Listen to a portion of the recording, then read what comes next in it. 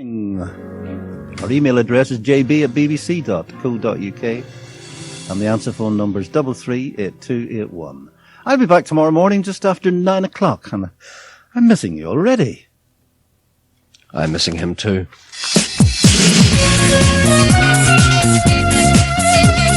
BBC Radio Foyle and BBC Radio Ulster with Gerry Anderson.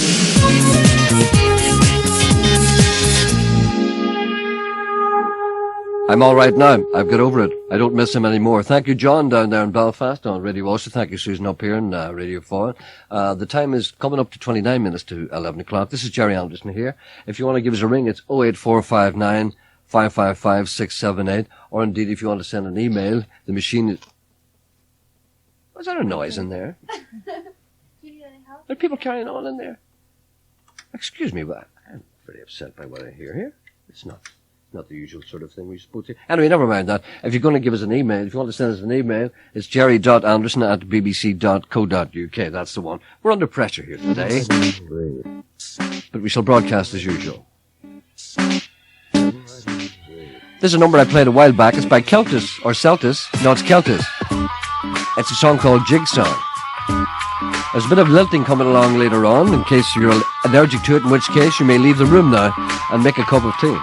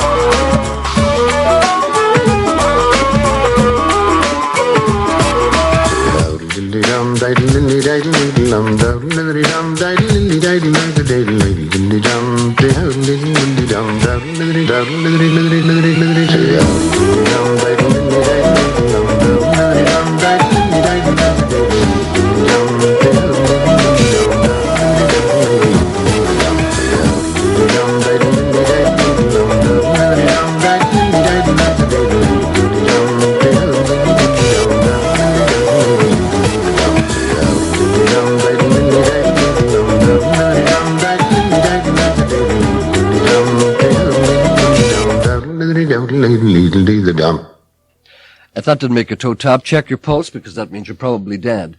It's now coming up to 25 minutes to 11 o'clock. That was Celtis. That's a song called Jigsaw, and it's from a new album by them, which is called What Goes Around. If you're listening on Sky Digibox and you wonder what happened at 10 o'clock when John Bennett went away, it's not that the Sky Digibox couldn't take any more of John Bennett. It's just that it moved to another channel.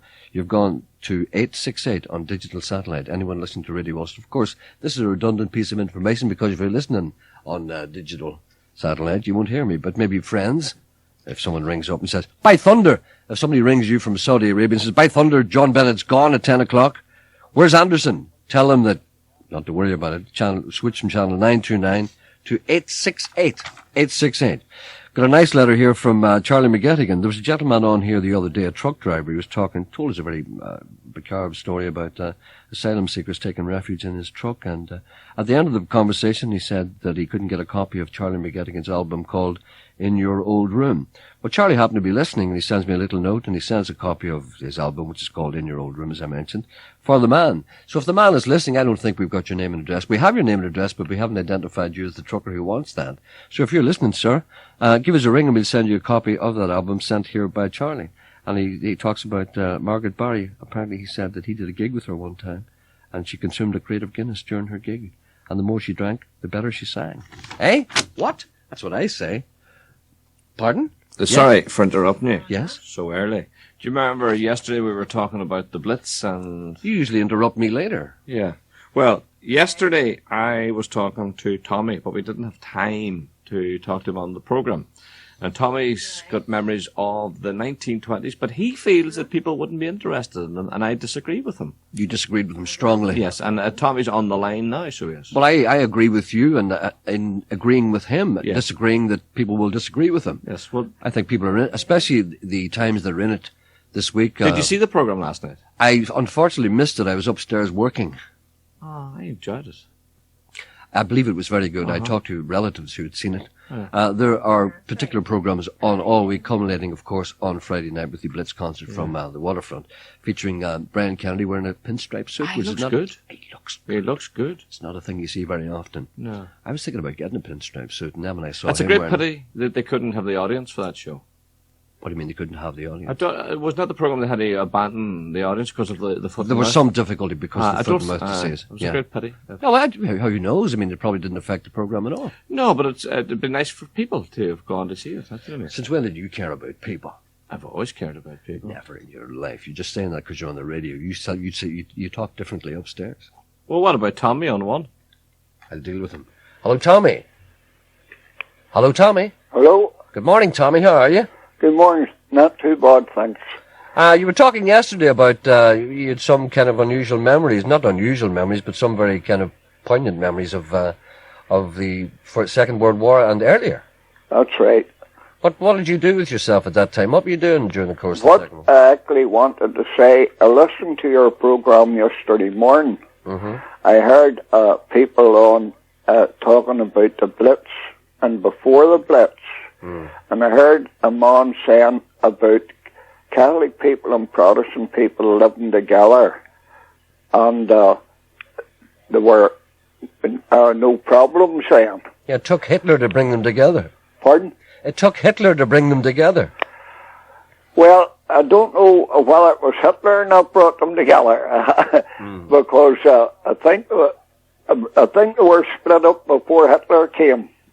Oh, they were, of course, but Hitler brought them together temporarily, and then when Hitler went away, they yes. split up again. Well, it's what I'm going to say. I remember in the early 20s, people would maybe say, why is that old fellow going back to them times? But I want the young people today that's crying out about how badly they're done till and about what poverty they're in. I want them to know real poverty. What age of a man are you yourself? I am 80 years of age. Oh, yeah. Good man. So you'd have vivid memories, of course. Yes.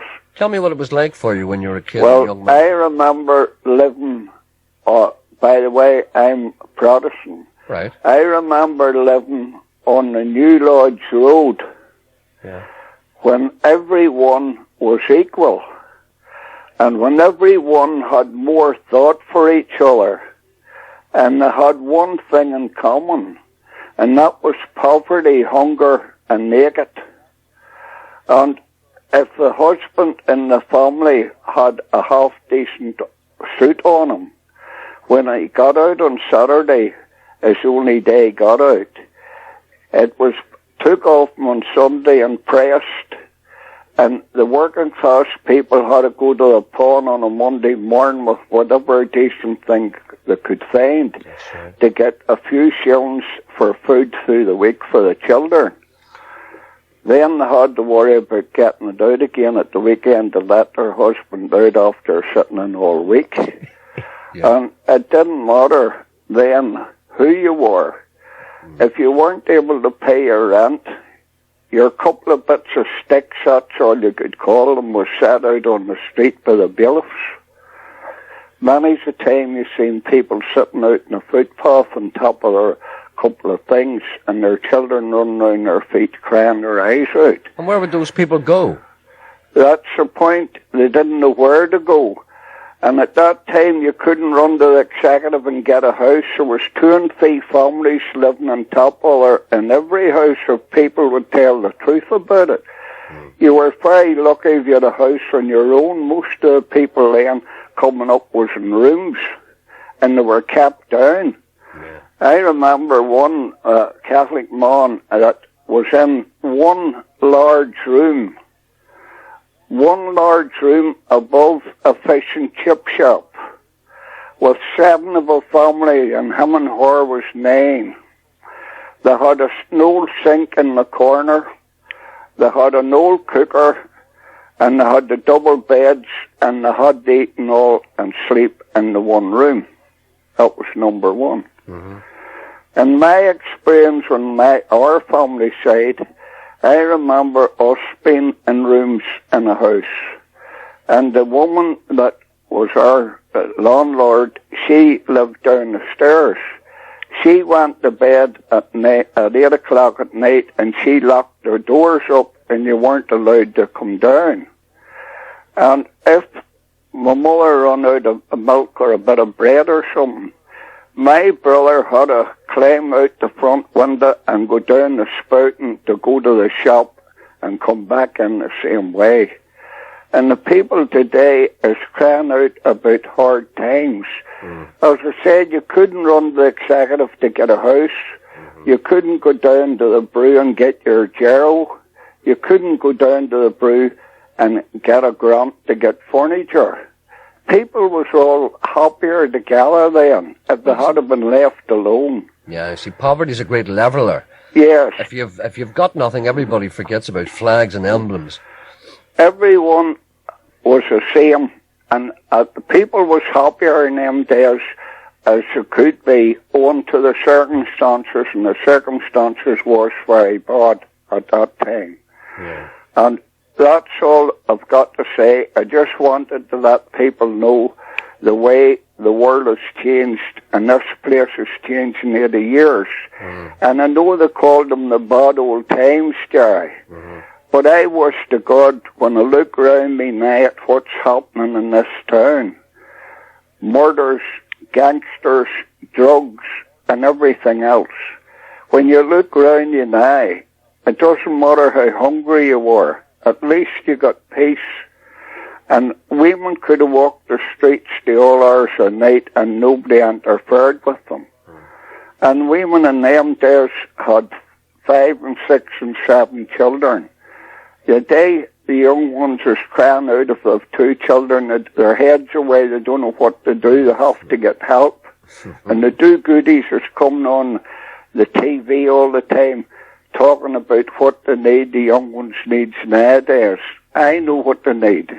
If you could go back to a bit of poverty to waken them all up. That is all. Thanks for the time, but that's all I've got to say. Well, Tommy, it is Tommy, isn't it? Pardon? Tommy, that's your name, isn't it? Yes. Tommy, thank you very much. I've enjoyed listening to you. Right. Thank you for giving me the time. Not at all, Tommy. It was a pleasure. Cheerio. Cheerio. Cheerio.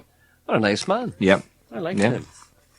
A lot of truth in what he was saying. Actually, I heard something the other day about disturbances. They weren't here. They were somewhere. I can't remember where it was. Young kids apparently were attacking people's homes at night. And this person who was a community leader, they went up to the kids and talked to them. And they were saying that they talked to them and they realized that they were doing wrong. And the person who was interviewed them said, well, what happened? Well, there was a little trouble that night. In other words, he said, after you talked to them, they realized they're doing wrong and they went and did it again. And the person says, yes. They said, what do you think the answer to that is? I said, I don't know what the answer to is. Why didn't they just lift them? You know what I mean? It's a strange country, this is. We're actually so used to violence that we're actually afraid to do anything to stop it. I know. Yeah. Would you talk to Barbara, who's got a little problem? Indeed, yes. Good morning, Barbara. Good morning, Gerry. How are you? I'm fine. Excellent. But I believe you've got a little problem. You don't sound too annoyed about it. No, well, I'm not really very annoyed about it, but I've got a goose sitting on 10 eggs. Well, that's not a thing that happens every day. Did you have a queer spread? I'm telling you. Right, it's covering the 10 of them, is it? Yes. All right. Very well, too. Mm-hmm. But we're just wondering, Gerry, any chance of asking Geordie Tuft when the eggs would be coming out?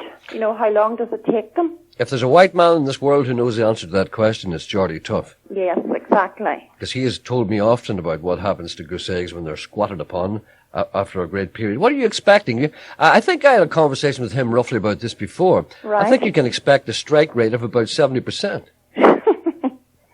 Very good.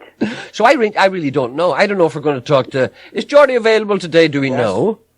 He may be doing a personal appearance. Right. Is he about today? Yes, here. Go maybe That's Alan okay. himself is changing the bed. Well, he may be dunging out the bed for Easter. He might. You see, the Easter dung. You know, it's very... Are you dunging out your bed for Easter? Oh, I've done that yesterday.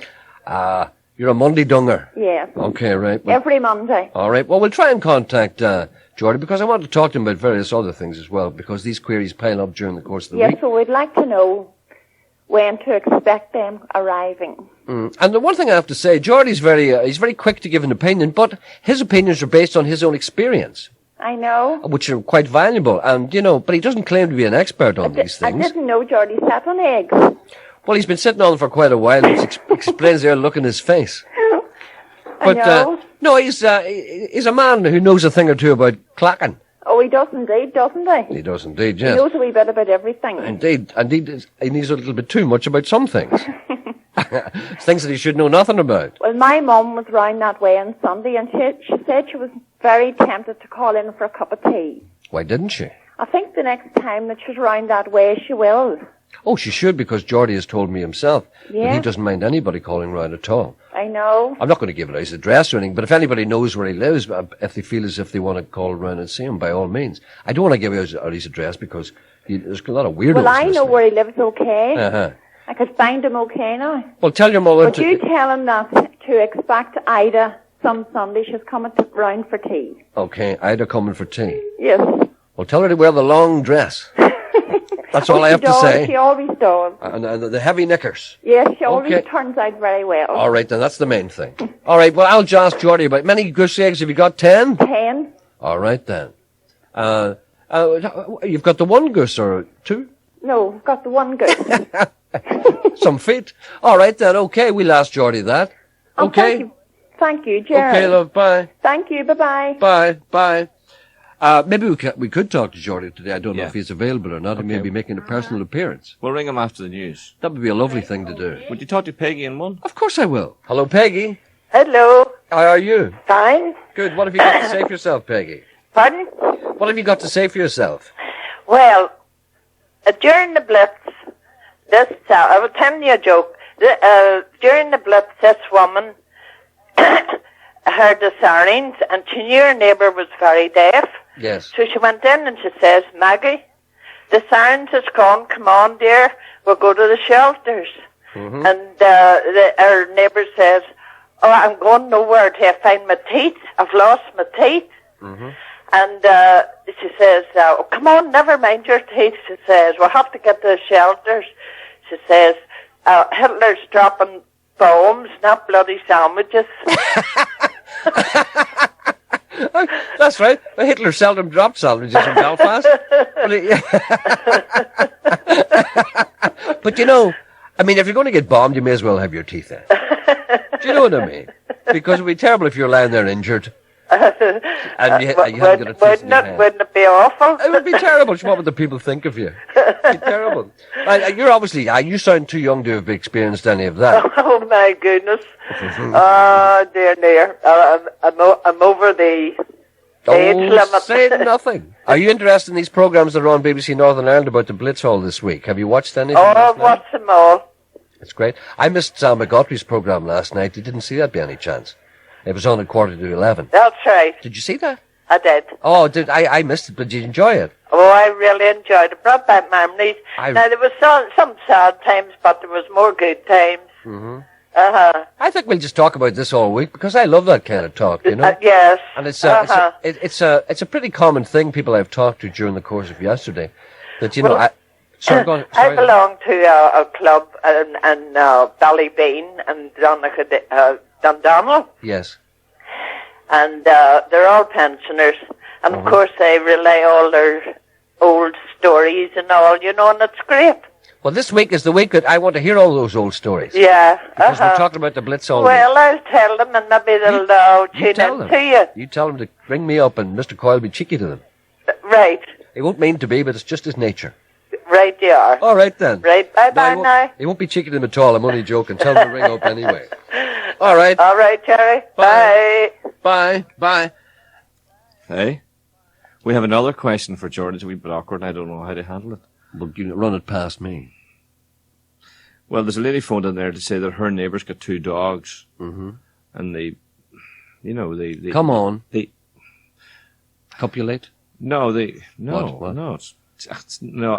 Why can't you speak? I'll tell you during. No, I want you to tell me now. I'll tell you during music. Mouth it. No.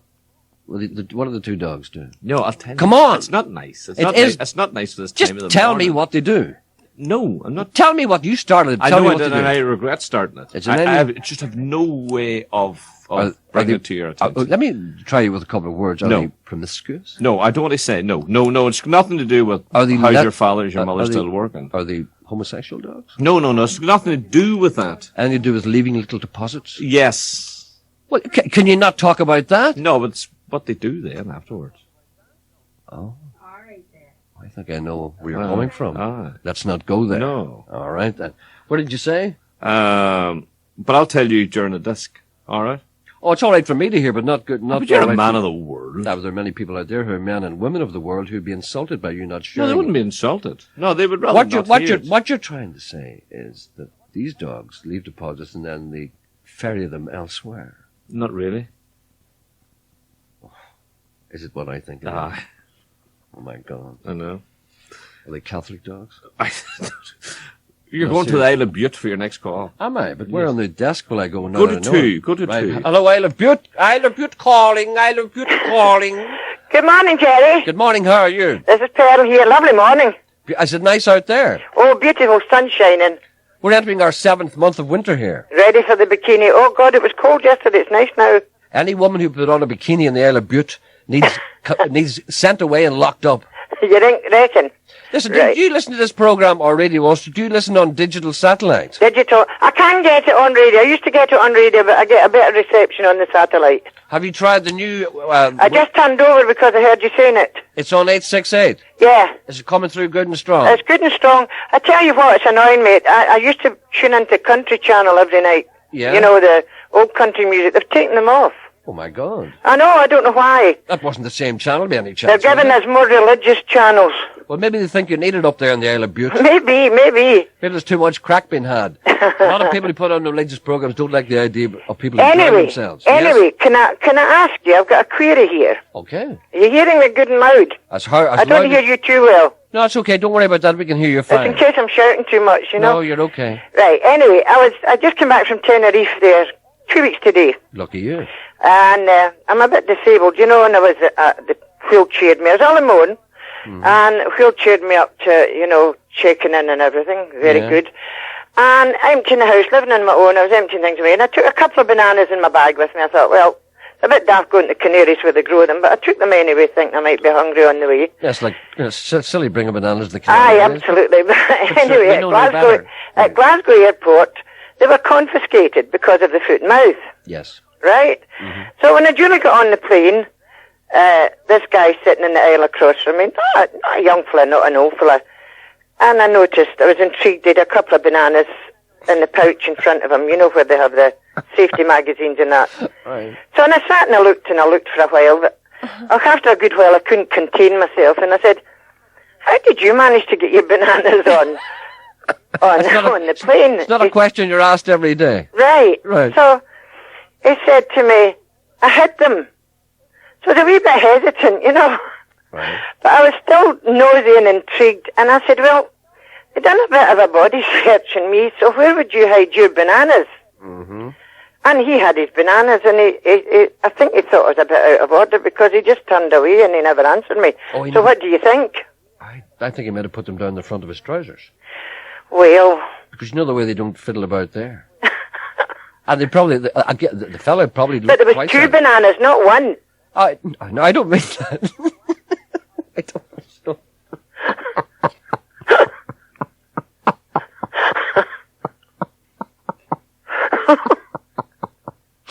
Well, he may have put them in his pocket. Do you know what I mean? Well, they patched all down me. It was a woman that done it right enough, not a man. It was a woman done it? That done me. That patted all down my person. If a woman can't find a banana, there's nothing much she can do. You know, so I thought, well, he didn't answer you then, is the main thing. He didn't tell you where he hid them. No, I think he's quite annoyed at me. Of course he would be. Probably. Maybe just because I'd been nosy or something. Maybe he's frightened I would climb on him, you know. Well, maybe he didn't know how to tell you where he hid them. Maybe not. Because do you know, can I tell you the other thing? Yes. I didn't see Daniel at all. No. But I saw a yacht tied up in at the marina every day, never out. Yeah. And it was called Daniel. It's quite a biggish yacht. Do you think Daniel's got a yacht? And I wondered if Daniel maybe had a yacht. I never heard about that, but I wouldn't be surprised, because after all, his people are from the islands. There you go. Sailing is in his blood. Right. I must try and find out if he's got one. And calls it Daniel, I took a couple of pictures of it, in fact. Did you? All right, I'll make inquiries for you. Yeah. All right, love. You look after yourself, and don't you be smuggling any more bananas. No. All right, I was hoping you could have helped me a bit more than you've helped me there, so... Well, I'm sure we'll get some suggestions from the listeners. Right. Bye-bye. Thank you very much. Bye, Sean. Bye. She said bye to you. Bye. Okay. Right, I'm going to play this little song by Charlie McGettigan. This is called The Very Ground You Walk Upon. This is from his new album, which is called Family Matters.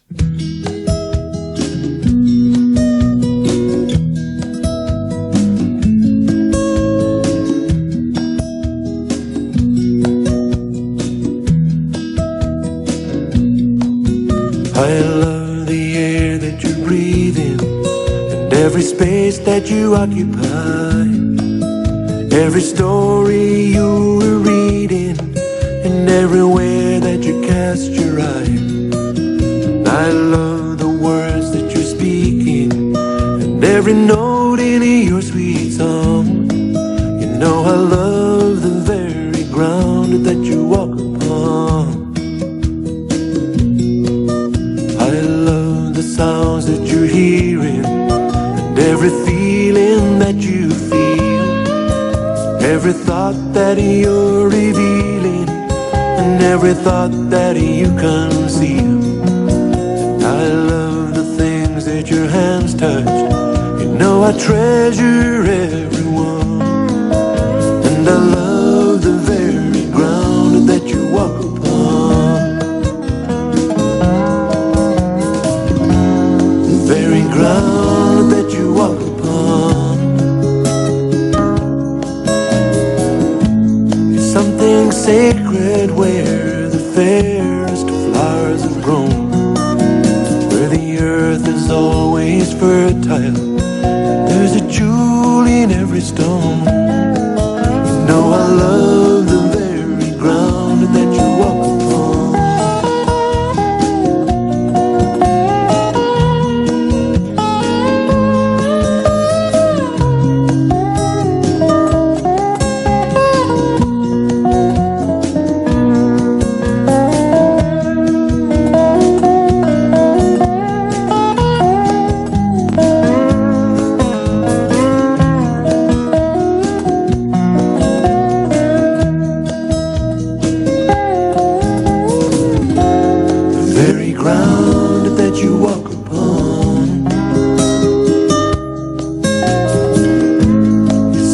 Sacred where the fairest flowers have grown, where the earth is always fertile, there's a jewel in every stone. You know I love the very ground that you walk upon. When I wander into places that you've passed through, I can somehow feel the traces, 'cause there's a certain sense of you. You have left your mark upon them. And even though you've been and gone, you know I love the very ground that you walk upon. Yes, I love the very ground that you walk upon.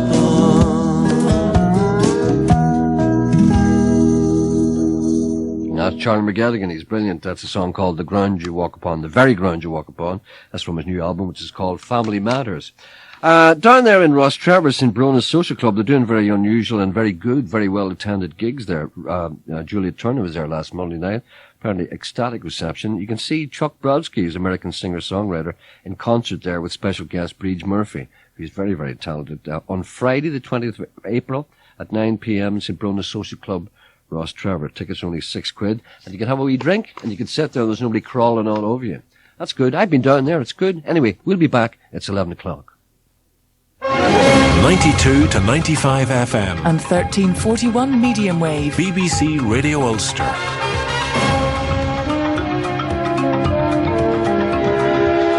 It's 11 o'clock. This is the news with Patricia Wilkinson. Army bomb disposal experts have carried out a controlled explosion on a suspect car in Londonderry. A security alert began at about 7 o'clock this morning when an RUC patrol noticed the vehicle parked in Crawford Square. A number of residents have been moved out of their homes while the security operation continues. The police say the car is similar to one that was used in the robbery of a couple on Strand Road in the city last Friday. A Newry and Armagh Assembly member says he has evidence that government officials who uncovered fraud in relation to the sheep cull in South Armagh were ordered to leave the area. Paul Berry is calling on the Agriculture Minister Breege Rogers to make a statement about the allegations, which he says are contained in a letter which was written by a member of staff at the Ministry of Agriculture. Mr Berry claimed the incident happened after officials discovered sheep being brought into the exclusion zone to be illegally slaughtered for compensation. 2 men have been arrested following the death of a pensioner in South Belfast. Police launched a murder investigation after Lawrence Flanagan's body was found at his home in South Parade off the Ormeau Road yesterday afternoon. It's understood the 68-year-old victim, who was a former curator at the Ulster Museum, lived alone in the house. A debate on whether to display Easter lilies at Stormont is underway at the Assembly. More than 50 Assembly members are attending the debate, including the First Minister David Trimble and the Sinn Féin President Gerry Adams. Opening the debate, the DUP's Jim Wells rejected claims that it was a waste of time and money to bring Assembly members back from their Easter holidays to discuss a flower display. The fundamental decision that this Assembly will make today, it is whether this building, the home of the Northern Ireland Assembly, should be used for a floral display dedicated to the memory of the terrorists who have tortured this community for 30 years. That is the fundamental decision. The Leeds United players, whose trial was halted yesterday, are almost certain to face fresh legal action. The case was stopped after the judge ruled an article in a Sunday newspaper had seriously prejudiced proceedings. Richard Wells reports from Hull Crown Court. Mr Justice Poole, the judge who aborted the trial of Jonathan Woodgate and Lee Bowyer, has said he believes a new and fair court case is possible against the players, but it can't happen immediately. A new jury would be needed. Time has to elapse to allow the comments and allegations contained in the newspaper report to fade from memory. In court in Hull this morning, prosecution and defence lawyers have been debating how long the delay should be and where any new trial should take place. An autumn retrial date is likely. It may well return to Hull. It won't happen in Leeds. But there are fears that further publicity could jeopardise future legal action. The players were not in court. They're free on bail. Detectives in Lancashire have charged the parents of 2 babies who were seriously injured over the weekend. The 5-week-old twins are receiving treatment in hospital. One of them is in intensive care. The children's father, Paul Harrison, who's 22, from Blackburn, has been charged with grievous bodily harm. Their mother, Joanne Watkins, who's 24 and also from Blackburn, faces a charge of child neglect. The weather bright and breezy with sunny intervals and some showers. Temperatures reaching 12 degrees Celsius. BBC Radio Ulster News. BBC Radio Ulster. Travel news. The Baroni Road on the main Omagh to Cookstown Road has been closed between the Greencastle turnoff and the Craigan Crossroads due to a traffic accident earlier on this morning. In Londonderry, Northland Road at Crawford Square remains closed to traffic due to a security alert. Diversions are in operation and there are delays in the area.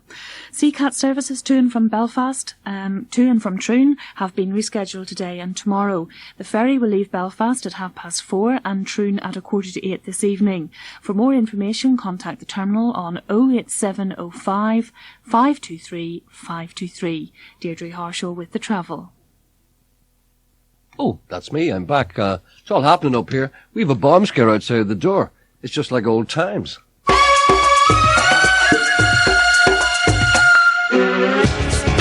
BBC Radio Foyle and BBC Radio Ulster with Gerry Anderson.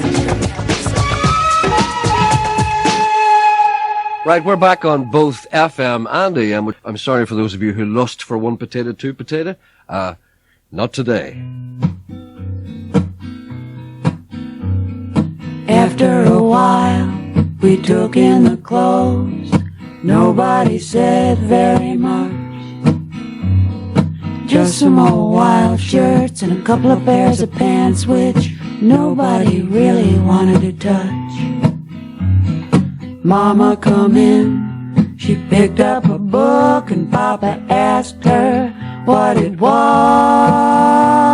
Someone else asked, what do you care? Papa said, well, just because. Then he started to take back the clothes and hang 'em on the line. It was January the 30th. Everybody was feeling fine. The next day, everybody got up, seeing if the clothes were dry. Dogs were barking, a neighbor passed. Mama, of course, she said hi. Have you heard the news? He said with a grin.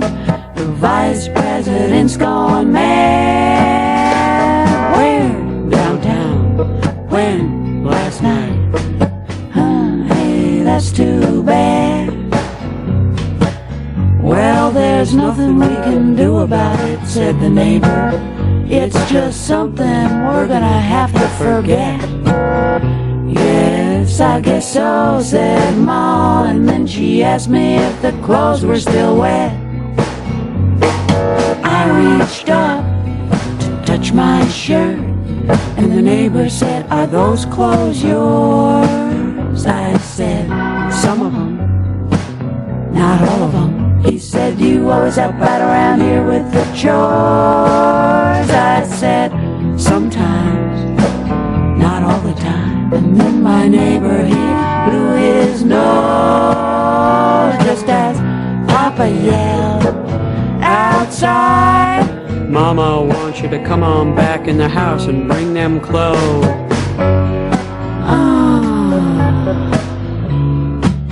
I just do what I'm told, so I did it, of course. I went back in the house and Mama met me, and then I shut all the doors.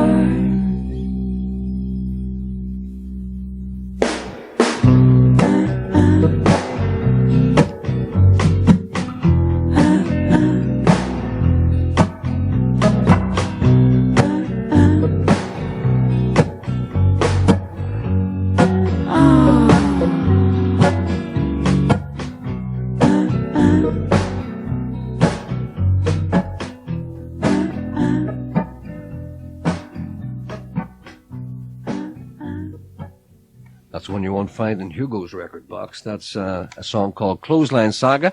It's from a new album called A Nod, or even if you prefer, A Note to Bob. A Nod to Bob. It's on Red House Records. It's recorded to celebrate Bob Dylan's 60th birthday, which is on May the 24th. 60 years old. Right, some messages from the people outside. Found a Yorkshire Terrier on Sunday night in the Inishkeen area of Craigavon, yearning for its owner. Also lost. If you find one, you lost one. Lost a White West Highland Terrier in Dunmurry 7 weeks ago, quite a long time. So if you see that about, give us a shout. And a lady called Suzanne sends us a fax. She says, could you help us, please? My colleague was in Belfast last Friday, the 6th of April, and left behind a laptop computer in the taxi that picked him up at Central Station and brought him to Castlereagh Street. That was about 11:15 in the morning. We've tried all the taxi companies and the police to no avail. The information on the laptop isn't worth anything to anybody but the owner. We're offering a reward for its safe return. There are no markings on it except for a sticker that says Lion Court Capital. Lion Court Capital. It's terrible when you lose a computer like that. Of course, the computer itself is quite valuable. I don't know if there's any kind of disc in it or what. But anyway, anybody who knows anything about that, perhaps obviously the taxi driver, you'd fail to trace him. He might have been a cowboy. And here's an interesting thing which I think some people may be interested in. This caught my eye here because it's unusual. Guildford Angling Club are pleased to announce that wheelchair users can now safely enjoy angling at Kernan Lake, which is situated near Guildford outside Banbridge. Apparently they built a ramp there at the lake which allows wheelchairs to be secured to safety rails. I hadn't thought of that before. I really hadn't thought of that before. That's a nice thing. So anyone who's interested in that, anyone who's disabled, a wheelchair user, by all means, if you fancy a bit of fishing or did so in the past and maybe had to stop because of obvious reasons, maybe you'd like to maybe contact these people. We have some numbers here. I think there's to mark the occasion, wheelchair users can join the club. It's a new departure for the Angling Club. To mark the occasion, wheelchair users can join the club for a nominal annual fee of £11, and fishing tackle can also be provided. The prior notice can be given. Well, that seems like a good idea to me. So we have all the numbers here if anybody's interested in. That was sent in by Jim McDowell, I think, who was the man who got the grant from the ABC Millennium people to do that. There we are. That's good. Is there someone on the line here? Did you ever fish? I did fish. The only thing was I couldn't handle a priest. I couldn't. They took me out. They forced me out to Loch Melvin once. That was the wrong loch for you. Oh, it's way up a big hill. The loch is? The loch, you climb up a mountain and then you down the other side and into the loch. I think it was I'm almost certain it was Loch Melvin. Loch Melvin. I've been to Loch Melvin. It's way up at the Donegal, Billy Barnes. Way up around that area. Barnes somewhere. Gap, yeah. Very remote and very desolate and the wrong place for you. Yes, and I caught a trout. By what means? I had it was my first day fishing. The boys were showing me how to fish. I had a line with a bubble. A bubble on it. Do you know the wee bubble? I know. Plastic bubble. Yes. And the wee bubble went down, that means, But I caught this poor unfortunate trout. Did you reel it in? I reeled it in, and while I was reeling it, my stomach was turning and churning, and I couldn't have had it. And you felt the wee thing struggling away on the line. And eventually got it. I had to shout for help. Did you take the hook out of his mouth? No, I handed the rod and line to someone else who took me to the. What did they do to the fish? Did they kill it? Oh, they took it off the hook and took it off and had it over the priest and left it lying on the side. And the priest. And that was me finished. I wouldn't. I said no. Forget about my bubble. Priests have a lot to answer for. I wouldn't touch it at all. No, I couldn't bear Does everybody? Does people generally know that the little piece of? Of course they do. So the ones in the street know that. Maybe they don't. That's Charles on the line. Just for the benefit of people who don't know, the small club that you use to kill the fish is called a priest. Sure. So there are people out there who have... Wake up, little Susie. Pardon? Wake up, little Susie, did you say to me? Yeah. What did you mean by that? It's obvious. Just for the benefit of people Queen out there... Anne's dead. There's some... I heard that. Yeah. There are people out there who may not know as much as you and I. There are people out there who are a bit slow. Would you talk to Charles? He needs your help. There are people out there in housing executive property who've never seen a lake. And tell me, may I say this to you? Do you come from a family background of fishing? No. Well, I do. It's a terrible, terrible thing. My father was a great fisherman. I had a brother who fished. Yeah, but we don't talk about it. No. My father was a great fisherman, and indeed was my two brothers. And I had two brothers and a sister. My sister didn't fish, of course. I was the only one. Linda Bryan's fishes. Linda Bryan's fishes, but I mean, you can't blame her leaving the house to try and get rid of Michael Nesbitt. No. I would do anything to get out of the house. But I was the object of some scorn amongst my family members. My father expected me to fish. My brothers expected me to fish, and they were great fishermen. They used to haul in salmon and stuff like this. I can't. So they took me out on a boat one time out in what do you call that water beside Galway Bay. Handy, as you call it. You did Bay. not. They brought me out there. And deep sea fishing. Deep sea fishing. I know I was wearing a mohair suit. unprepared for the weather, and they hauled in these fish. And Were you a pop star at the time? No, I was only about 15 or 16. I had a mohair suit early. Well, anyway, I was in this boat, and it was hell on earth. Because I'll tell you why. There was no hiding place. No. Because there was one of them at the prow. Was there no cabin? Not at all. It was open to the wide world. And what actually happened was there was no kind of place to hide for me. And see, one of them would be at one side, and one would be the other, and the other would be down at the end. And they'd be reeling in fish, and the fish would be coming over their heads to me, and there was no place for me to hide. Were you not fishing? I was no, I refused to fish. What took you out there? Because they brought me out because I was with them, and they can't leave me in the shore. They brought me out because they wanted to teach me how to fish. Because my father, he said to me, "Yeah, what's wrong with you?" Had you a wee rod? Well, let's not get personal. My father said to me, he said, "Why do you not fish, boy?" He used to say that to me. "I don't like it, Daddy." "Why not? Why don't you fish there like a man?" That was basically, that's the root Your of all. father was Red Indian. He was, yeah. He was. That's the root of all my problems. A lot of people don't realise, that, see this brash exterior, underneath it, I was hurt as a child. Because I couldn't do the normal things that other children did. My father thought I was homosexual. Would you talk to Charles? Yes, hello. Good morning. Charles. Hello. How are you, Charles? I'm very well, thank you. What can we do for you today? Well, Gerry, you've got a lot of things for many people. I'm a pensioner living in Bangor, County Down. Yes. And I would like to know if it would be possible to get a video of the late W.C. Fields, that very funny man. And I wouldn't like to, I'm a 84-year-old pensioner, and I wouldn't like to have to travel too far. I can understand that. Sorry? That's okay. But if someone had one at a distance, I'd be willing to pay for the postage and the video. Any particular film you want? Not any. I can't even remember them. They're just all funny. Well, all right. So anything at all by W.C. Fields is what you're saying. That's what I'm saying. That shouldn't be too hard to get. I'm sure people out there would have for God's sake, what have you got there? It's not a budgie, is it? What is that? No, that's a canary. She's fairly ripping it up, isn't she? He is. He takes notions. I can see. He's a female with him, and he takes notions of wooing her. Somebody's told him it's spring. How long have you? Is it a him or a her? Well, hers don't sing. It's hims that sing. I didn't know that hers didn't sing. Oh no, hens don't sing. It's the cocks that sing.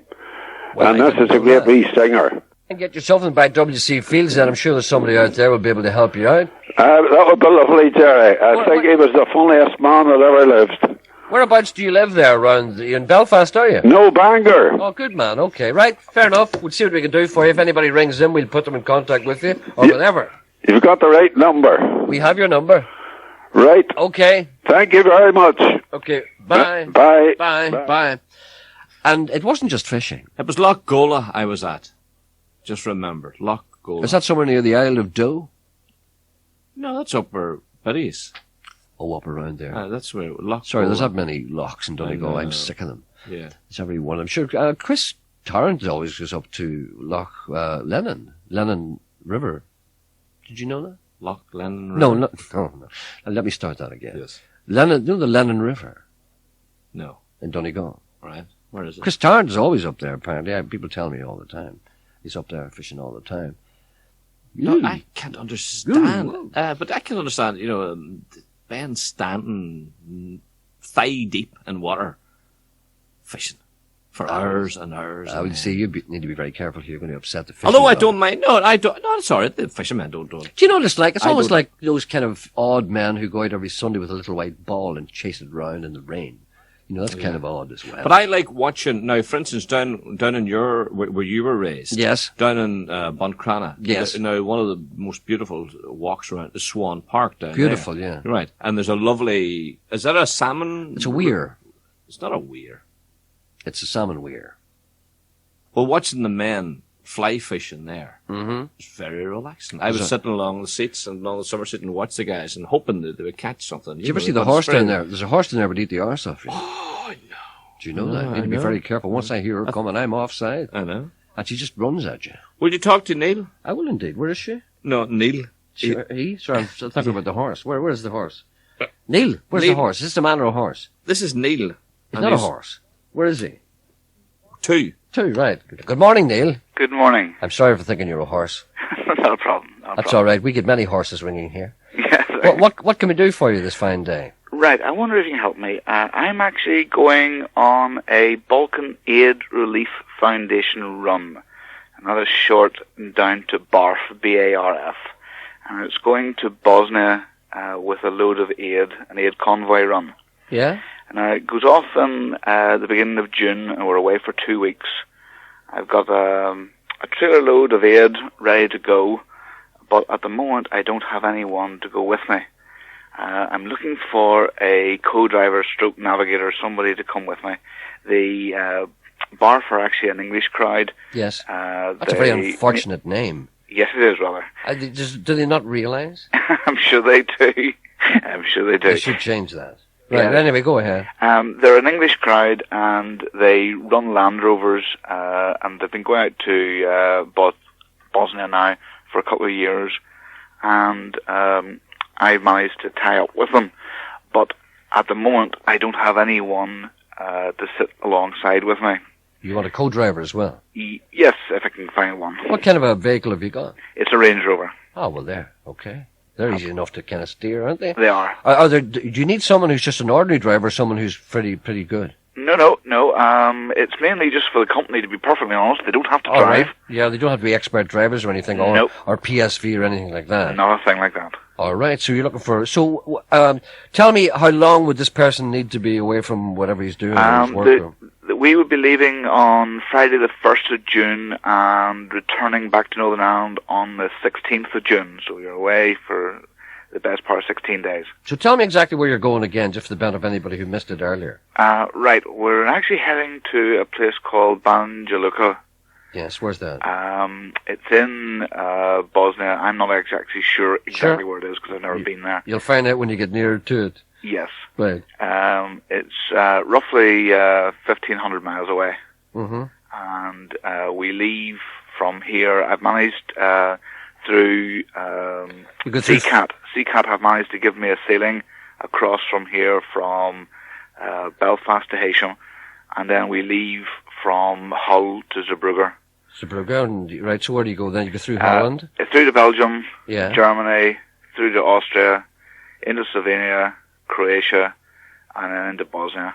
That's a hell of an interesting run, for anyone who hasn't been over there. It is. Well, I've never been there at all myself, so I haven't Right, got so a the two of clue. you will be kind of babes in the wilderness, in a Totally. way.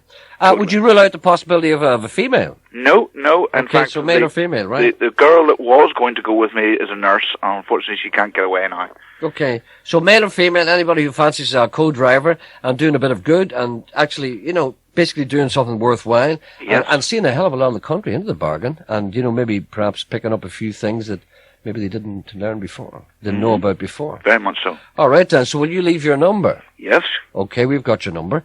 Anyone out there interested in that, from the 1st of June to the 16th of June. Yes. All you have to do is just be an ordinary driver. And what about if someone came along and said to you, listen, I don't drive, but I'd like to go? Not a problem. The driving prefer- part, the driving part is not. Well, that's a long. fussy. I'm more looking for the company of somebody sitting beside me. Well, that's a long way to drive on your own, isn't it? It is. But so preferably a driver, but it doesn't rule out someone who doesn't drive. No. All right, then, okay. Thanks very much, sir. Thank you very much indeed for your time. Hope you get you organised. Thank you very much indeed. Right? Okay.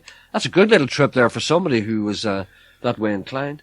Apparently that man will get his WC Fields video from Bert McCormick in Ballyclare. Bert McCormick in Ballyclare seems to have everything. He does, and if he hasn't got it, he'll certainly get it. All right. Bert, then, but Bert that, McCormick. Yeah, but that man can't get about, really. But if he phones Bert. He phones, but Bert will send it to him. I'm sure if Bert knows is he incapacitated? What's it? What? Well, I think he mentioned the fact that he didn't really, he wasn't in a position to kind of travel. Sure, Bert will have a word with him. Sure, Bert maybe will post it to him. I think Bert Yeah, would. but why don't you put the two of them together and see what happens, see if some sparks fly. Yes. Yeah, All right then. Yeah. I saw a very disturbing thing the other day. I don't know whether to bring this up or not. Right.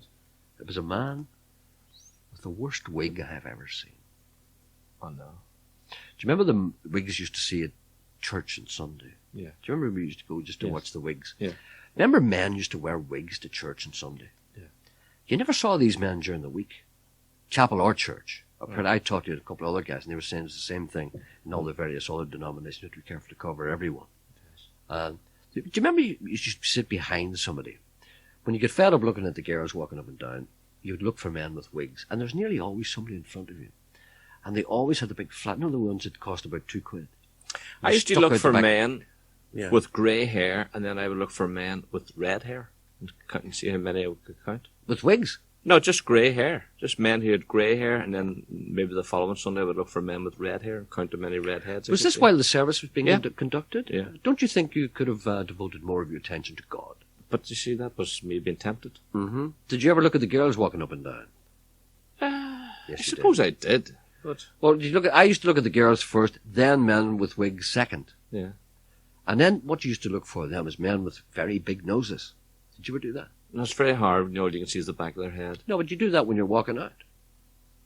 I never thought of it. Oh, absolutely. So you wasted some valuable time. I did. But wait, where can you get those wigs? The last wig, Dickie Rock had one. You know the ones that stick out jaggedly at the back? Still has. Does his stick out at the back? No, Dickie's got a weaker, now a great one now, so he has. Well, what are you talking about? I'm talking about the cheap ones. People don't really wear them anymore. People that I knew who had worn those have all taken them off recently. You're back to that subject now again. What subject? Wigs? Yeah. I think it's very important to talk about these things. Why? Because I've maybe one myself. Exactly. Who's on the phone here? This is... sorry for being brash, but you hate me. This is Lisa. Hello, Lisa. Hello there. Hello, how you doing? Lisa, I talked to you before. Of course you did. We talked about many things, and one of the things I think is you're going to mention today is that we were talking about the Blitz. You actually were on the other side of the coin. Am I not correct in saying that you were in Hamburg being bombed by the British? No, I was in Berlin. You were in Berlin? I was in Berlin, yes. Bombed by the Allies? Uh-huh, yes. Well, you see, that's... Very few people can say that here, that they were bombed by the RAF. Well, oh no, but I mean, there are a few of them. There's a few German ladies living here, married to Northern Ireland men. I know, there's not too many though. So at what time, what stage were you in? I was 12. And what years were these? That was in 42. You were in Berlin in 1942. Aye. What time did you leave? When did you leave? Oh, I come over to Scotland in 49. 49. Were you in Berlin in 45? I was, yes. I was. Really? When it was... Oh, it was completely destroyed. It was, definitely it was, because I remember my dad getting a flat, and the flat was all bombed. The roof was all away and all, and he got workmen to put a roof on and to put the inside and all on it, and put new framed windows and all in it, and everything, and floorboards and everything else. We had to do it from scratch. He had to do it from scratch, and he had to get the workmen to pay them. Plus, he used to go across the border. Well, him and I used to go across the border, and we would take home a pig. Across the border to where? To West Germany. Right. Okay. We used to dodge the border guards and the Russian army and all. No, but this is after 45, obviously. This is well after. Oh, well. This be 46, 47. 46, around, right. 46, 46, That's when Berlin was carved up. Politically. Right. But listen, see in 45, when you look at these old films, it looks as if Berlin was almost completely leveled. Well, I mean, it was. It really was. I mean, where did you live? I mean, what was it like actually living there and being constantly bombarded? Oh, it was, well, we were, first of all, when we were bombed, we were evacuated to, about 100 miles outside Germany. Oh, yes. And my father was stationed, he was in the Second World War as well, yes. as well as in the First World War. That's right. And how did he was in the German army? That's true. They enlisted him again for the Second World War. Yeah. And we landed out there in a village, and we had to live in a school. Yeah. And the farmers wouldn't let anybody they rent them a room or nothing at all. And I remember me going, used to go nyuk. Yes, that's a old German word, yeah. Aye. Hens, eggs, and I mean a rooster run around a garden. I got it, and I pulled his neck, and my stepmother stuck it in the pot, and made a good pot of soup out of it. Hardly time to pluck it. Oh, well, we had plenty of time, but that's true. And you used to go and raid pretty pits to get spuds. Yeah, right. Do you know? They were terrible. They wouldn't share anything at all. Well, I mean, Germany in 1945 must have been an incredible. Oh, it was. But then you see, before that, when the air raids were there, I remember my stepmother and my youngest sister were out. Wasn't my dad out in the country where he was stationed? Yes. And I mind us sitting round the fire, and some friends, school friends, and we were about 3 stories up, and we're sitting around the fire, chatting, and here the air raid started. Of course, we had the suitcases and everything ready, with all the clothes and everything on it, Yes. And then we went down to the cellar, and which was a rickety. They were just ordinary cellars that, we had coal in it, and my stepmother kept spuds and carrots and things in it too. Yeah. And here, the next thing here, we could hear this big noise. All my ears were popping. And it was one of those big 1,000-pound bombs went next door. Next door? Next door. Oh, the place was rattling. Oh, my God. And, it flattened it. It did flatten it. So after that, then, we went out. My brother, he was helping people out of buildings and all. He was the oldest of the family. And we went out, and there was cows. There was a dairy across the street, and there were cows rowing. The place was burning. We used to get our milk there, fresh milk. Yeah. And Kaiser Cafe Geschäft, it was next door. It was, they were selling coffee and stuff like that. It was a flames. Down the road, there were people screaming, trying to get out. Well, I couldn't do anything about it. But you see, they dropped them phosphor bombs. Phosphorus bombs. Yes. My God Almighty! Oh, I seen people. Oh, they were left horrible, scarred. Oh, terrible. Well, do you know? I was raised in the country and never knew anything about war, Gerry. And I come to Berlin because my mother had died, and my father met this woman. She was a lovely woman. Sure. She was like a mother to us, and that's how we come to be in a city. But being raised in the country, we didn't know anything about war. Do you mind if I ask you something? What happened to your father? Your father was in the German army, right? What does a fella do like that? And he obviously hadn't been overseas or abroad. He was in Germany itself. Wasn't he serving there? Was he? Pardon? He was serving in Germany itself. Your father. I think at the time, I think at the time he was in. I'm not sure. I think it was Italy. Yeah. I think he was in Italy. And when did he come back? Oh, he come back. Well, he was well, not the mob, but he was a prisoner of war. Yes. And he come back. I can't remember when he come back. I can't remember. Do you remember anything about him coming back? What was he like? How did he feel? I'm always interested in Oh well, he seemed to be all right. I remember him coming back with leather breeches. Do you remember the Austrians wore the leather breeches? Yeah, lederhosen. Lederhosen. Yeah. And he came back with those. And he probably looked fairly dashing to you. Well, he wasn't a big man like you. He was small. No. And well, he was lucky to escape with his life. He was very lucky. All right, Lisa, thanks very much. I've really enjoyed talking to you, and we could talk here all day. Do you know, Gerry, when you think of it, like, I come through this war, and it's terrible what people are doing, like, in this country. It's an awful thing, like, instead of sticking together and getting on with it and thinking about the young people, and about getting them educated and teaching them something, It's so sad, I know, you came from Berlin to Northern Ireland. Think about it, you know. As a matter of fact, as I sit and speak here, there's a suspect bomb just across the street from here. God save us, it's terrible. I hope all this isn't going to start again. Oh, my God, no. All right. Like, I love this country. Like, I'm here since 52. Mm-hmm. And I love it. I love the country and I love its people. I really do.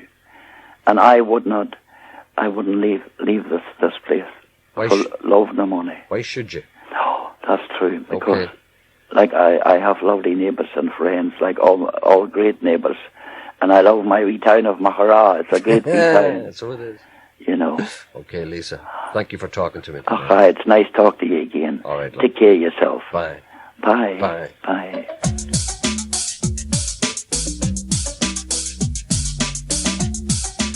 Berlin, not Hamburg.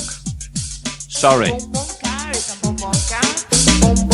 c'est le bonbon car. Bonbon car is a bonbon car. Bonbon car is a bonbon car. Bonbon car, c'est le bonbon car.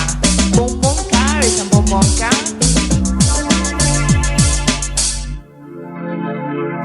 Chola mij skel nu wie mij ook. Vi calling all en as killing show. See it's a mountain bonbon car. Nu a hook she ship. The shan shanar. Vi cor a coup. Vi cursi until vi grow. Kill agus rock and roll. Dimmy ship good drach a tree. Comic shit such a error on shlee. It's misha on far lash bonbon car. A bonbon car is a Donny's far. It's misha on far lash bonbon car. A hainer hers all the no yar. It's misha on far lash bonbon car.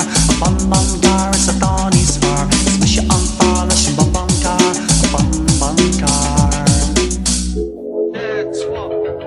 Quand j'étais jeune, on me racontait l'histoire d'une belle donzelle qui venait de Ballard, propriétaire de la bonbon car. Chacun avait du respect à son égard.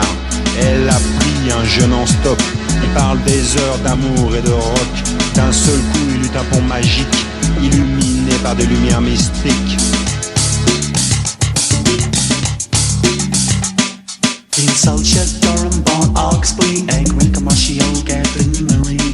Husk shit, Rink, Garden car. Con shit, put the Collins on far. Sean bonbon car, and bonbon car. Austin and old. A honey gun car, the mental step. So bonbon car, to Mohun, Isabel, through August. Misha on a far, Lish, bonbon car. A bonbon car is a Donny's far. Misha on far, Lish, bonbon car. A bonbon car.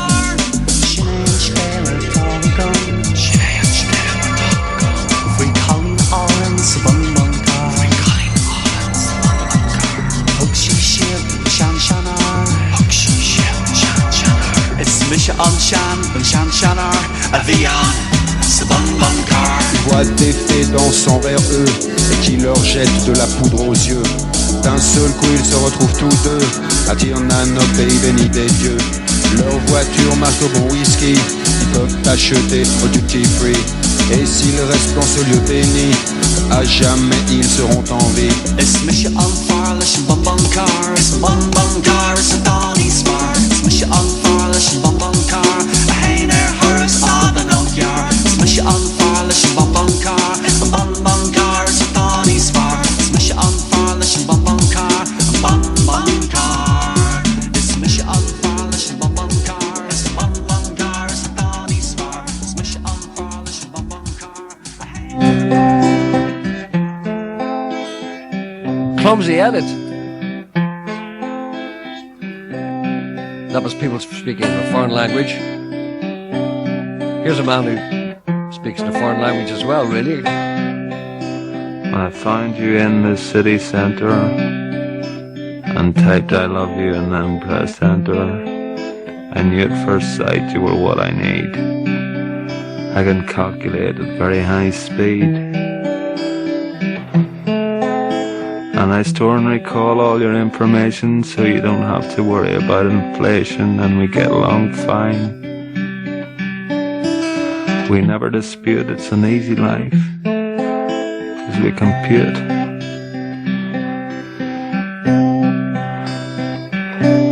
And you put the card into your pocket. No need for a plug or a lead or a socket. You touch my keyboard with your fingertips. kissing my screen with your ruby red lips. And to make the point that I never cheat, I write a love note that's called a receipt. And I'm even luminous in the night, so you can check if your balance is right. So if you need cash, then I've no regrets.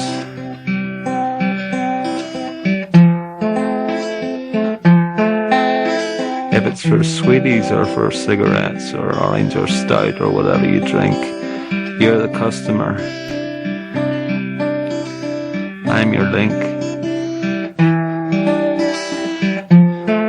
Of my good nature, don't have a doubt, not a single doubt. Don't have a doubt about my nature. Fivers and tenors, I'll roll them out. Therefore, go out now. Go on, have a ball. I'm your friendly neighborhood. Hole in the wall. Hole in the wall.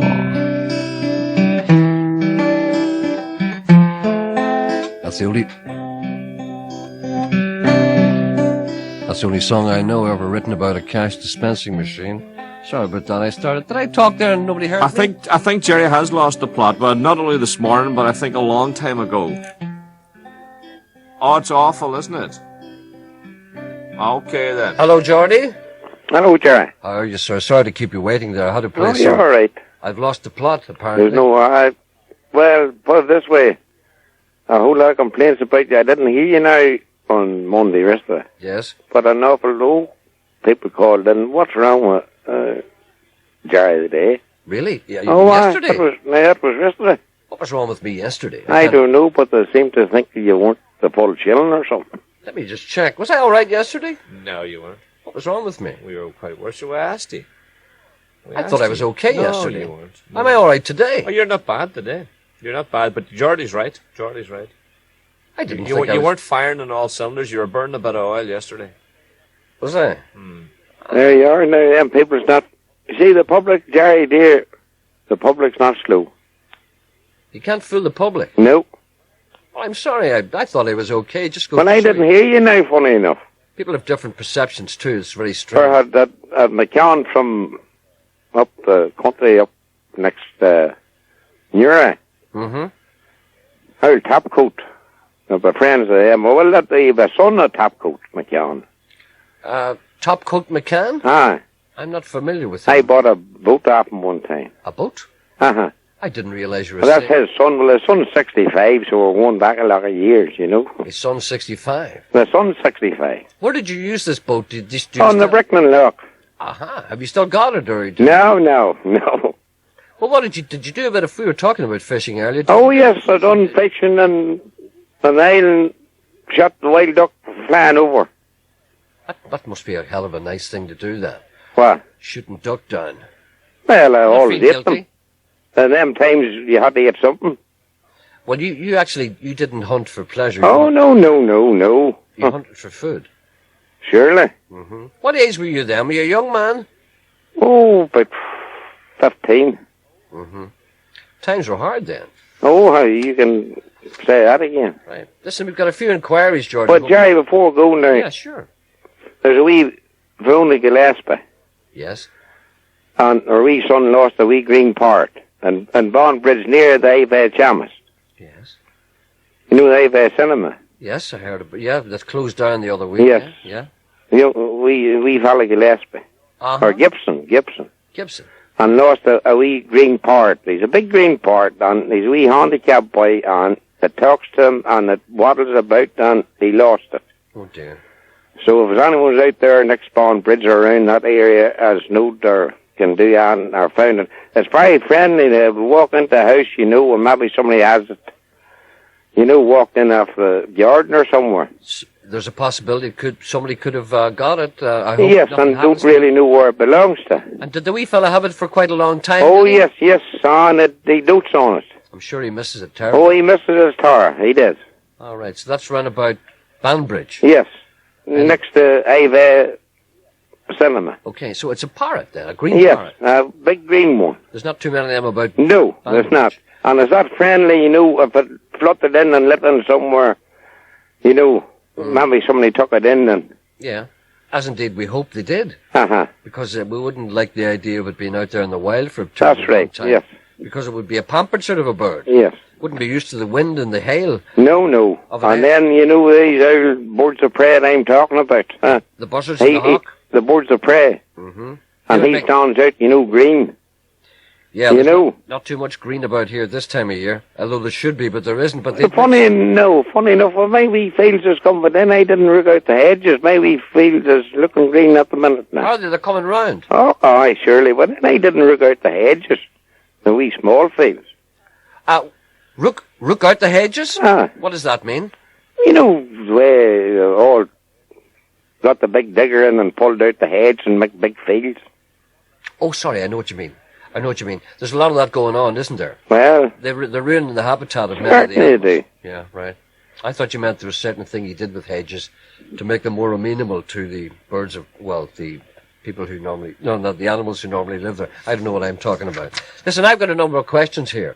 First of all, can I ask you, a woman rang up and she said she's got 10 goose eggs and the goose is covering them and has been doing so for the past 2 weeks.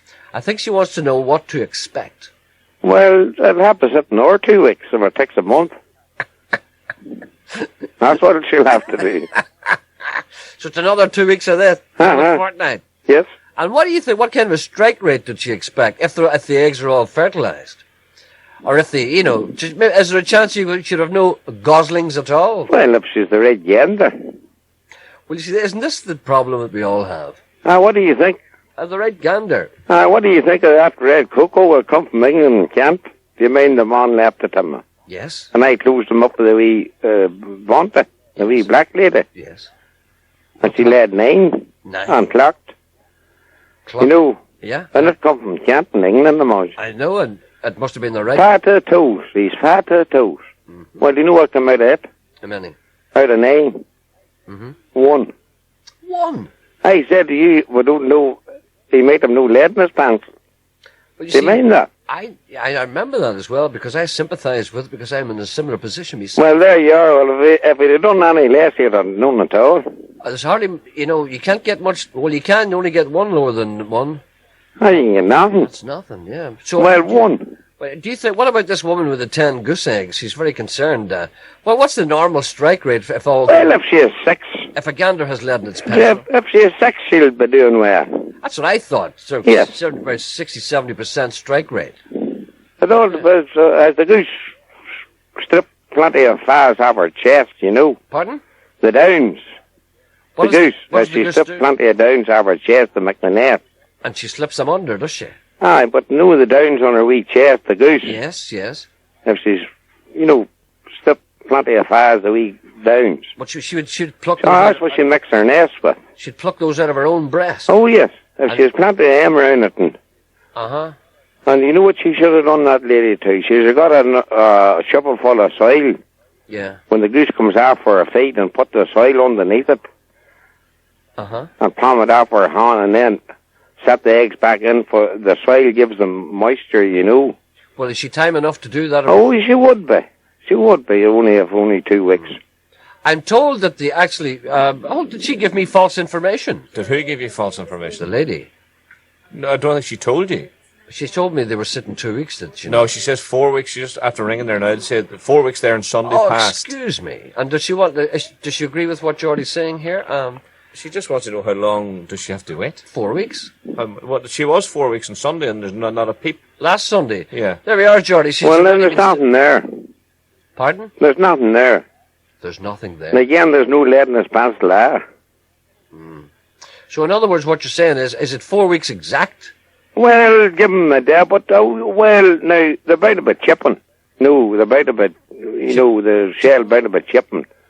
A man phoned in to say it was 4 weeks and 2 days. So Geordie's right. What do you mean 4 weeks and 2 days? 4 weeks and 2 days is the clocking time. But they should be chipping now. The eggs should be chipped now. It takes a day or two to come out, but they should be chipping. She should hear them. Well, if that's the case... She should hear them tapping the shell. Well, if that's the case, they should be knocking the shell. Yes, now, that's right. Yes, there should be wee chips in the shell. That's 4 weeks and 2 days today. Well, there's nobody home. Well, maybe they've no door knocker. That's it. No, that's it. Well, another question for Geordie. Does he believe in the banshee? Well, know what the banshee is. No, that's what they want to know. Well, know what the banshee is, and on a foggy night, you'll always hear. They know what it is. No. It's a snape humming the swings. A snape, and it gives us and whistle round and dark, and that's the banshee. What's that sound again? It's a humming snape. What's that sound again? Doesn't sound like a banshee to me. Oh, it sounds like a cat crying, doesn't it? No, it's not. But that's what it sounds like. Now, hold on, let's do it again, properly. No, I'm not doing it again at all. No, go on. But that's the banshee. No, You but listen out in the still of the night, Jerry. You should be able to hear it. For this is the time the snape they'll be mating now, and that's what you hear. And what's it doing with its wings? He hums his wings together, and he gives this old, you hear like an old cry. Like a kind of a courting dance. Yes, that's his. And he gives this noise is not made by the wings. And where you're sitting, you should hear it. But as the banshee, does it not sound like a cat's fighting or a cat's crying? No, that's old Vixen Fox you're talking about.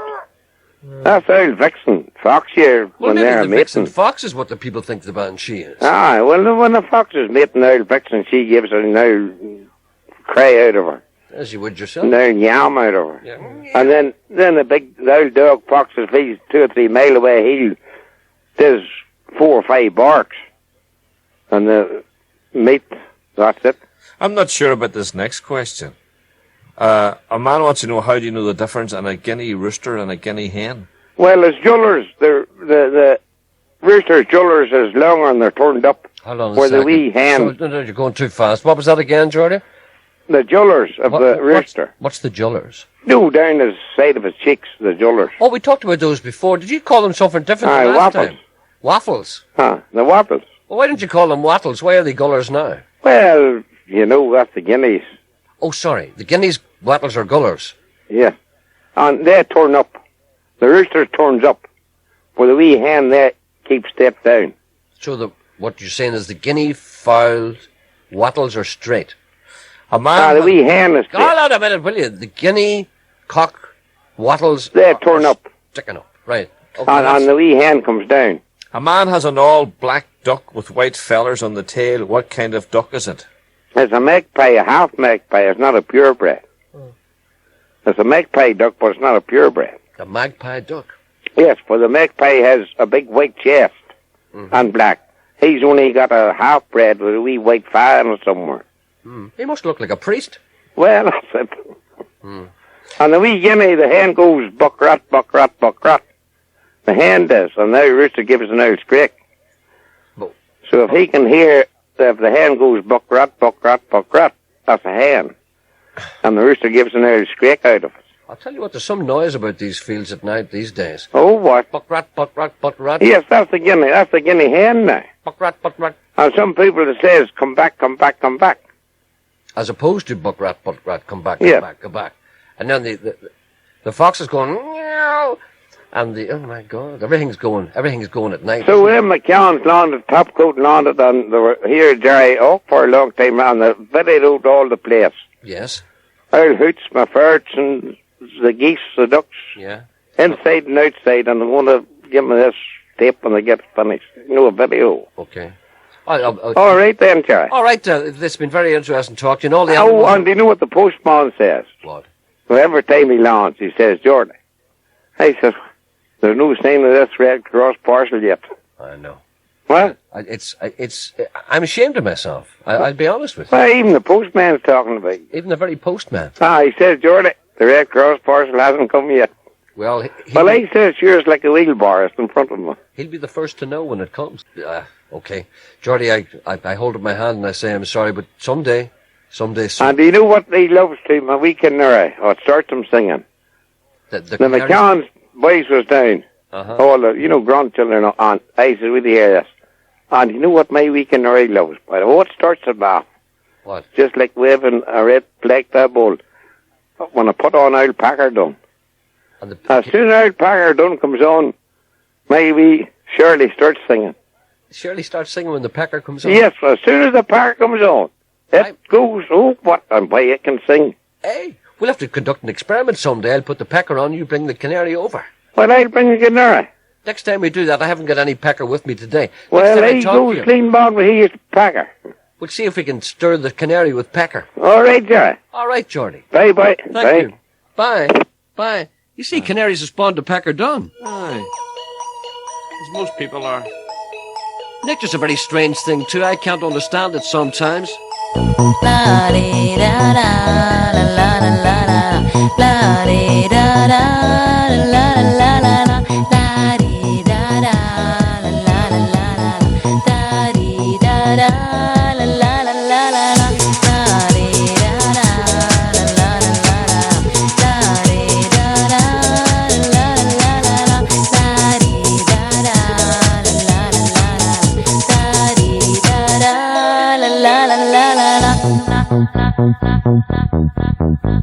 I'm walking down the street and my heart goes boom. In a minute we will meet and my heart goes boom. When we are together I want love forever. I'm walking down the street and my heart goes boom, boom, boom. And my heart goes boom. Baby, be my lover, I don't want no other. What I really, really, really want is you.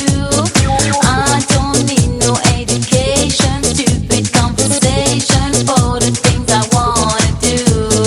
Baby, be my lover, I don't want no other. What I really, really, really want is true. I can't wait to see you wrap my arms around you, show you what I really wanna do.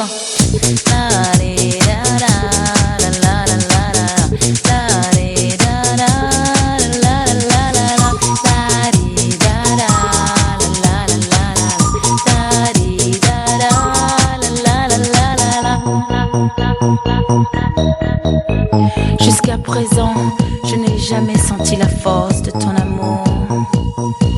Si tu veux tout savoir, je sais bien qu'un jour, nous nous reverrons, et ça pour toujours. Oh mon amour, laisse-moi te toucher, caresser ta peau, ça me fait rêver, danser sur des rimes qui nous font vibrer. Je t'aime pour toujours, et ça tu le sais. Your kisses are so sweet and my heart goes boom. You're the only one I need and my heart goes boom. The world keeps turning, my heart keeps burning. I'm walking down the street and my heart goes boom, boom, boom. And my heart goes boom. Baby, be my lover, I don't want no other. What I really, really, really want is true. I can't wait to see you wrap my arms around you, show you what I really, really, really, really, really, really, really, really, really wanna do. La di da da, la la la la la, la di da da, la la la la la, la di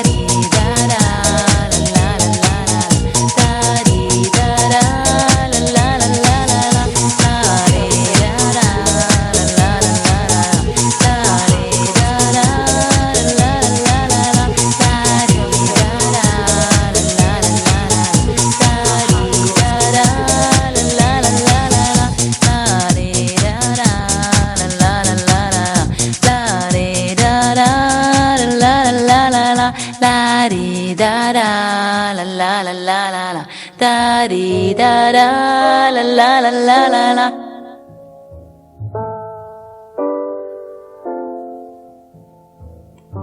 I have to say hello to Sheila in Grimsport and Dolores in Enniskillen from the Haggertys and Enniskillen.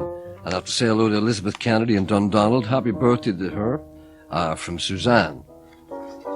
Gentleman sends me an email. He wants to know, could you let me know the proper details of the James Taylor CD with the track Line Them All Up? I don't know what it is. I'll try and check that out for you. You know the fishing for the people in wheelchairs? Yes. Could you give that the details again, please? Certainly will.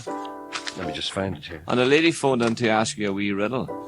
Ah, don't be, I hate riddles. Stop it. All right. This is for the wheelchair users can now enjoy angling at Kernan Lake, Kernan, situated near Guildford outside Banbridge. There's a ramp being provided there which allows wheelchairs to be secured to safety rails. Does she want the numbers? I suppose it would help. Why don't you? What did I what? Ring the following number. Me? No, not you. I'm talking to people out there. 028 38 83 1662. That's 028 38 83 1662. If you haven't got that, come back to me or give us a ring and we'll give you the numbers.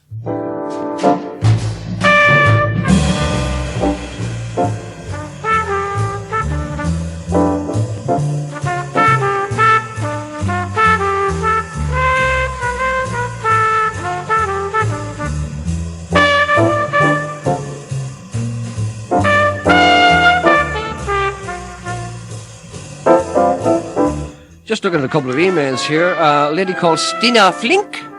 She says, I'm listening to Radio Ulster, Radio Foil over the net and finding the possibility to do so made me very happy. Reminding me of my time in Northern Ireland a couple of years ago. I really enjoy having the opportunity to keep a little track of what's going on in your corner of the world. That's Stina Flink, living in Stockholm in Sweden. That's the best thing about the emails, about the net. People can just tune in. John Simpson says, Dear Mr. Anderson, I am in grave need of your assistance. Set the scene. I return home after a cold and lonely journey to find my abode warm and welcoming. My offspring safely and warmly tucked in bed, my partner again tucked in bed, a large bottle of my favourite tipple beckoning and awaiting my arrival, my 3 adorable and very much loved feline friends caressing their bits and pieces while lodged firmly against the radiator, absorbing the heat, home sweet home. I then venture into my kitchen to locate the above-mentioned tipple only to find a mouse. I obviously need your help, or perhaps you should pass this on to Geordie. What should I do? We'll talk to Geordie about that in the near future. There's nothing worse than a mouse in your kitchen, especially when you're in looking for drink. It'll make you jump up on the table and maybe the mouse will run up your leg. That's about all we have time for today. We'll be back tomorrow at the same time. If you want to write to me, write to Gerry Anderson, care of BBC Radio Foil, Derry/Londonderry. That's all you need to do. Email gerry.anderson@bbc.co.uk. That's all we have time for. We're away. Be careful. The Maniacs are coming up. It's 12 o'clock. 92 to 90.